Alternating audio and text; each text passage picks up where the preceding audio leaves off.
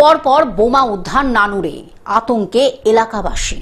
পরপর বোমা উদ্ধার নানুরে, আতঙ্কে রয়েছে এলাকাবাসীরা। পরপর 3 সপ্তাহে মোট 4টি স্থান থেকে বোমা উদ্ধারের ঘটনা নানুরে। সোমবার দুপুরে উচ্চকরণ অঞ্চলের বন্দর গ্রামের বাসস্ট্যান্ড সংলগ্ন এলাকায় ঈদগাহের পিছনে নির্মীয়মান অঙ্গনওয়াড়ি কেন্দ্রের পাশ থেকে উদ্ধার হলো বোমা ভর্তি একটি ড্রাম। পুলিশ সূত্রে জানা গিয়েছে, ড্রামটি মাটির নিচে পুঁতে রাখা ছিল।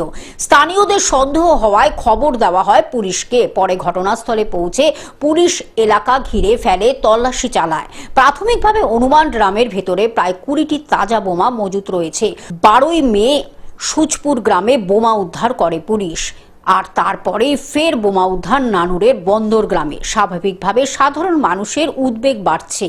বীরভূমের নানুর থেকে কার্তিক ভান্ডারের রিপোর্ট, গ্লোব নিউজ। এখন থেকে গ্লোব টিভি দেখুন আপনার স্মার্টফোনেও। গুগল প্লে স্টোর অথবা অ্যাপল স্টোর থেকে ডাউনলোড করুন গ্লোব টিভি লাইভ অ্যাপ। এছাড়া জিও টিভি অ্যাপ থেকে দেখুন গ্লোব টিভি লাইভ।